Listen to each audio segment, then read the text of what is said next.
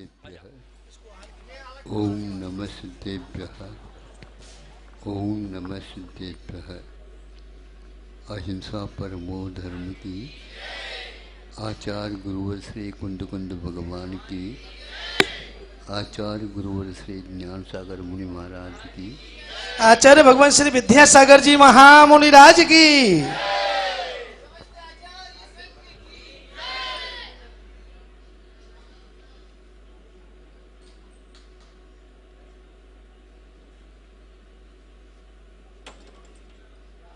अपनी सीमा क्या है?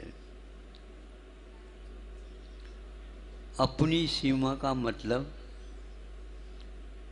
हम जिस कार्य को करना चाहते हैं उसकी सीमा, दायरा क्या बोलते हैं आप? तो कितनी है?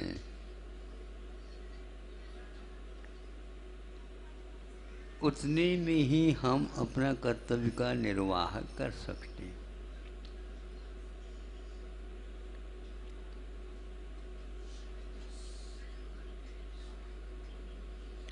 कर्तव्य अपने आप में बहुत महत्वपूर्ण वस्तु होते हुए भी उसकी एक सीमा होती है। सीमा की बाहर जिसको कर्ता बोलते हैं वो जा नहीं सकता। निमित्त कर्ता भी अपनी सीमा तक ही रह सकता है। महाराज हम क्या करें, हमारे कर्म के उदय हैं, इसलिए ये सब मैं कार्य कर रहा हूँ, इसमें यहाँ तक भी कोई बाधा नहीं। महाराज हमारे कर्म का उदय है इसलिए सब हो रहा है, अच्छी बात है। मतलब वह ये कहना चाह रहा है कि मैं कुछ नहीं कर रहा हूँ, नहीं समझे, हो रहा, अच्छी बात है, ऐसा कर लो।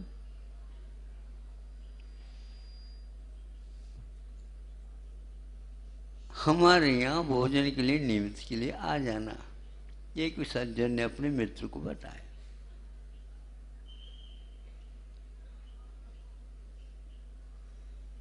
वो गया। क्यों? हमारे कहने से आए हो या अपने आप आना था, वो आ गए हो? यूँ कहना चाहिए था कि हमारा यहाँ आना था, आपका बुला हुआ जो है ना, ये आपका होना था। दोनों घटाया। हमारा तो आना होना था और आपका बुला हुआ होना था, दोनों का मिल गया मेल, तो हम यहाँ पर आ गए।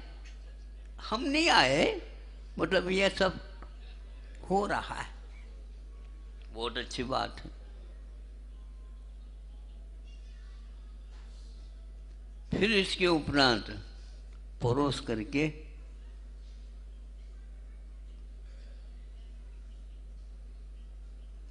हाँ ले सकते हो आप, हमने परोस दिया, ले सकते नहीं, आपने निमंत्रण दिया है, यह आपकी जिम्मेदारी है।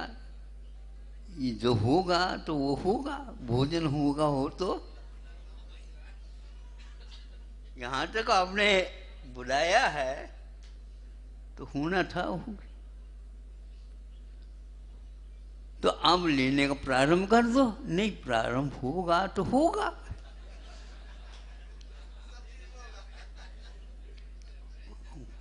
करने की तो बात है ही नहीं।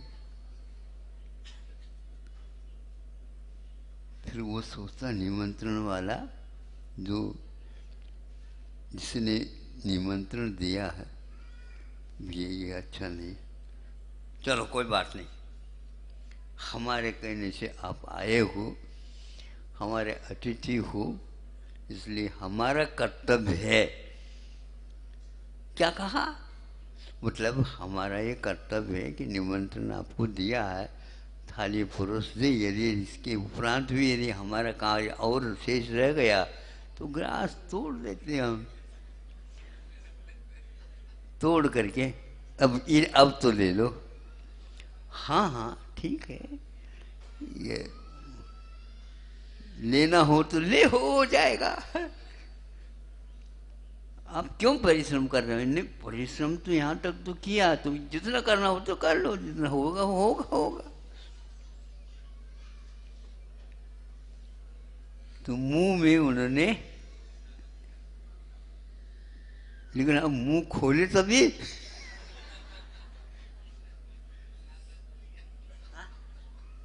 खुलना तो खुल जाएगा, जैसे मौसम खुलता है तो खुलता है, हमारे हाथ में थोड़ी है वो।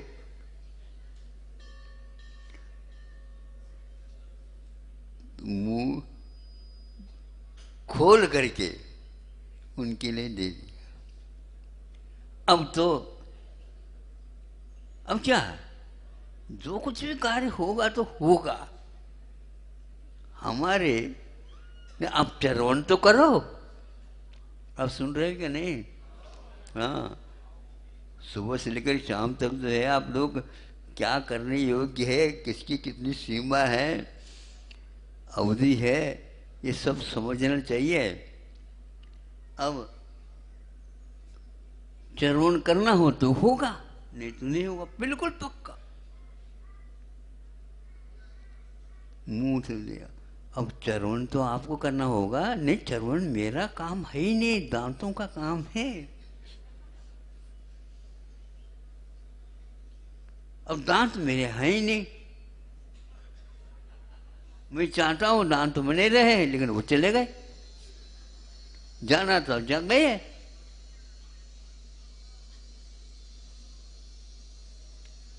आपको चरवण तो करना पड़ेगा। तो इतना तो मैंने निमित्त वाला कर्तव्य का निर्वाह किया। भूख आपको लगी है भाई साहब। नहीं समझे? नहीं समझे? इसके आगे मैं मुंह चलाऊं और ये ग्रास जो है आपके पेट में चला जाए, ऐसा नहीं। आप लोगों का क्या सोचना था? मैं कम से कम ये इतनी संपदा मेरी इस कार्य में लग जाए तो लग जाए, लेकिन उसके अब तो आप चरवण कर लो। आप मेरे ऊपर विश्वास करो, वो चरवण होगा तो ही होगा। तो आप प्रयास तो करो। तो आपका प्रयास और मेरा प्रयास बात एक ही है। आपने कर दिया, आपका दायित्व हो गया। अब मैं अपना दायित्व क्या करूं? यदि मुंह जबान खुलता ही नहीं है, सुन रहे हो? जबान जो है वह खुलता ही नहीं है, चरवण तो बाद की बात है। क्योंकि नीचे ऊपर नीचे ऊपर नीचे ऊपर जब तक जवाड़ नहीं होगा तब तक तो ये कार्य होना है ही नहीं। और यह कार्य मुख में जो योग्यता है उसी के अनुसार। मुख तो है, जवाड़ भी है, दांत भी हैं, भूख भी है, सब कुछ है, लेकिन होगा कैसे? हर कर्तव्य में, हर कार्य में निमित्त और उपादान दो होते हुए भी निमित्त की भी एक अपनी सीमा होती है। यदि यह निमित्त कर्ता को बोध न हो तो रात दिन रोता रहेगा, कार्य होगा भी नहीं।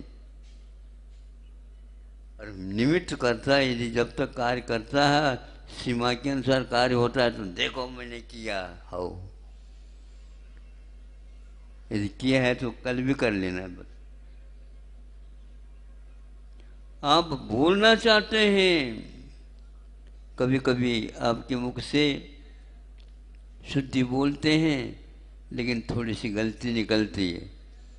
उस गलती को देख करके हम आपको डांटे, ये भी ठीक नहीं है, और वहाँ से चले भी जाएं, ये भी ठीक नहीं। नहीं समझे? इतने सारे सारे निमित्त जुट गए हैं और कहाँ जोड़ना है। ठीक है, निमित्तकर्ता को भी निमित्त के साथ ही समझना चाहिए। आप ग्रास बना करके उनके हाथ में तो दे सकते हो, यहाँ तक तो है, क्योंकि आचार्यों ने कहा आप स्वयं के हाथ से ग्रास मोड़ करके थाली में रखा, ऐसा नहीं। आप छुदक जी नहीं, छुदक जी के हाथ में पात्र देते हैं, उसमें डाल दिया जाता, आप वो अपने आप हाथ में लेता हो चला जाता। लेकिन अपने यहाँ कर पात्र में वो देगा तो लेंगे, शुद्धि बुलवाएंगे, और थाली लेकर खड़ा है, ले लो महाराज, क्यों है? अब लेकर के तो आए, इसीलिए तो लाए ना महाराज, हम अच्छे ढंग से भर करके ले आए, दोनों हाथ से पकड़ रखा थाली, कोई गिर न जाए, आप ले लो। नहीं, एक एक ग्रास, लेकिन स्वयं के हाथ में वो लेगा, अपने हाथ से नहीं लेगा, वो अपने हाथ से देगा तो लेगा अपने हाथ में। अब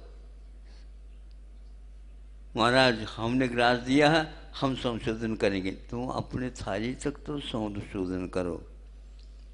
अब संशोधन तो होगा, वो अपने अनुरूप होगा, हम अपने संशोधन करेंगे। फिर इसके उपरांत हाथ यदि नहीं उठा, हाँ?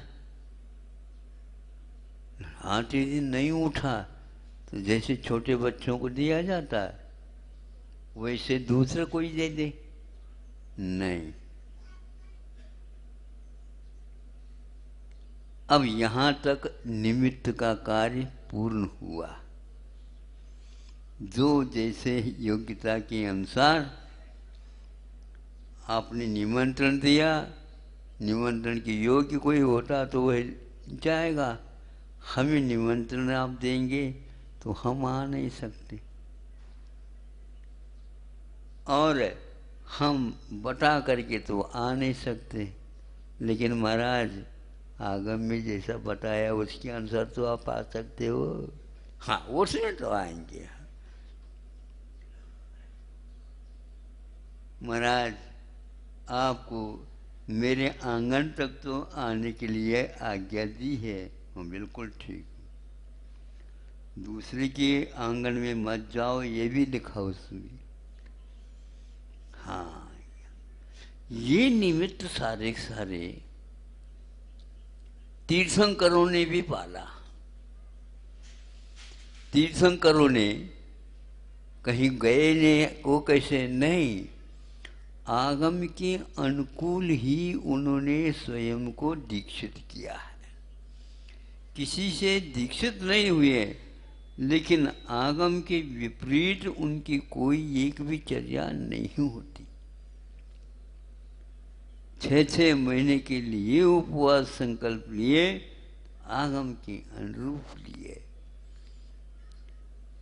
किसी ने कहा था उनको नहीं, तो आगम में क्या लिखा? ये लिखा, ये तो सूत्र ज्ञान के द्वारा उन्होंने जान लिया। सारे सारे विधिवत निमित्त के अनुसार, उपाधि ज्ञान का अनुसार अपनी अपनी सीमाएं हैं, और बिना भूख लगे उठते भी नहीं। ये संज्ञा का निमित्त मिलना अनिवार्य है। इच्छा हुई भोजन की तो उठते हैं, यदि इच्छा नहीं हो तो नहीं उठते, चाहे बड़े बड़े तीर्थंकर भी क्यों ना हो। आश्चर्य होता है।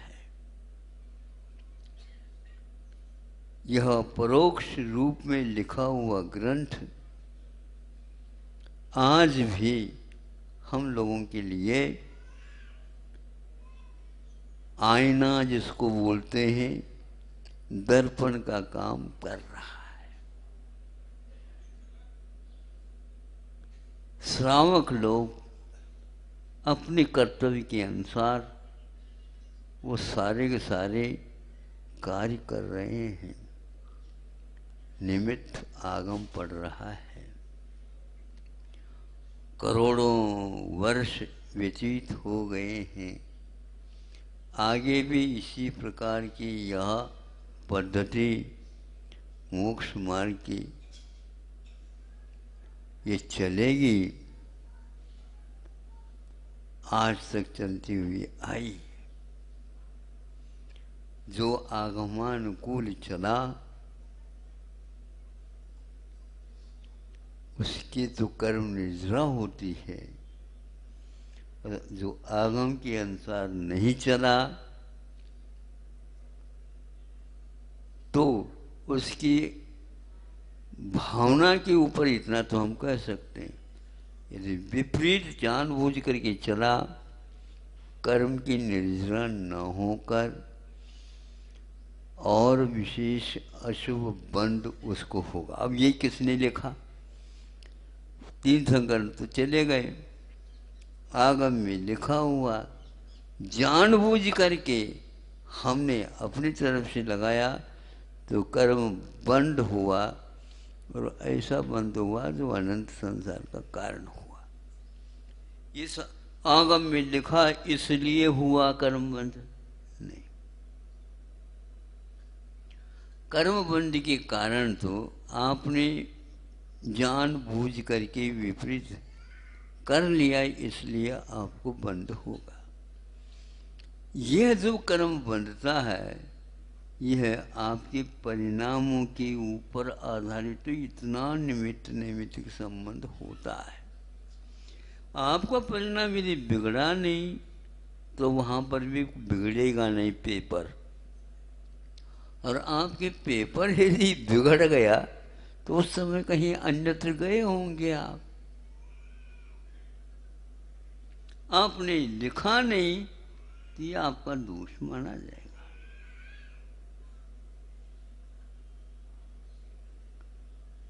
इन सब बातों से क्या लेना? ये लेना, हम जो इस विधि को नहीं समझ पा रहे हैं और अपने कर्तव्य की भूमिका के बाहर जाना चाहते हैं, मन तो वही करता। मन किसी प्रकार से विधान को स्वीकार करना नहीं चाहता। मन अपने मन घड़ंत चाहता है, मन घड़ंत आपके अंदर नहीं चलेंगे, हम अपने चलाएंगे। हम पंचायत है तो हम करेंगे काम। पंचायत तो आप, इसमें कोई संदेह नहीं, लेकिन जनता कहती है आपकी बात हम तभी तक मानेंगे जब इधर उधर की पंचायत नहीं करेंगे।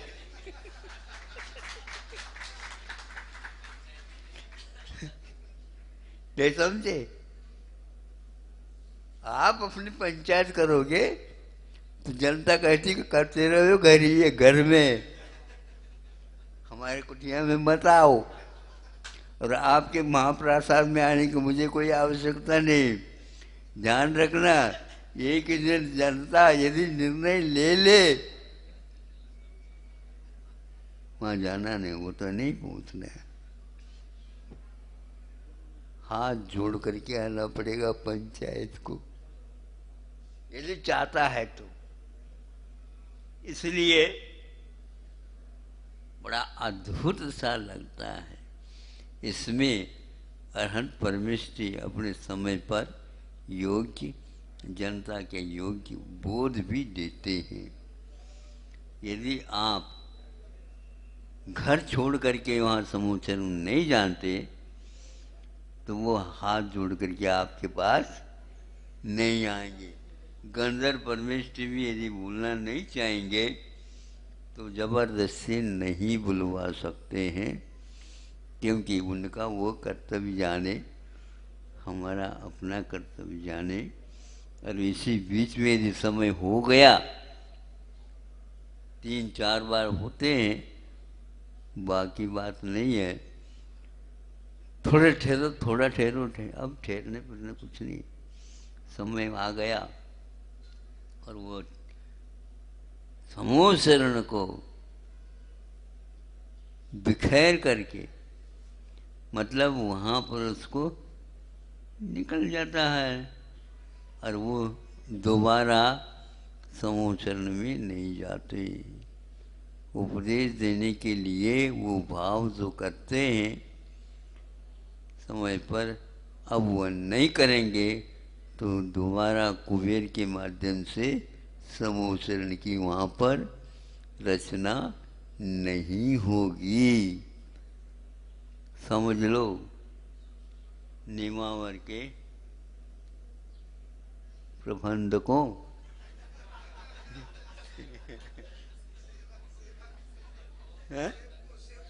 प्रबंधक हैं, प्रबंधक यह है, सैद्धांतिक शब्द है। आपकी समूह शरण नहीं समझे तभी तक काम आएगी, जब तक उसको तीर्थंकर देव स्वीकारेंगे। बड़ा अद्भुत लगता मुझे, ये कितने बड़े बड़े व्यक्ति भी होते हैं लेकिन कर्तव्य की सीमा में रहते हैं। यही उनका बड़ापन है।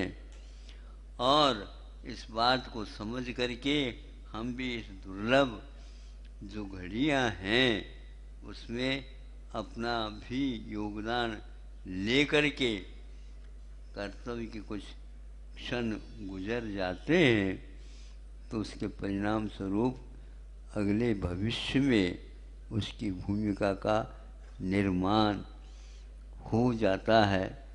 ऐसे भाव, हे प्रभु, इससे और उत्कृष्ट हो तो ठीक है, लेकिन अब इससे घटिया न हो, ये बने रहें।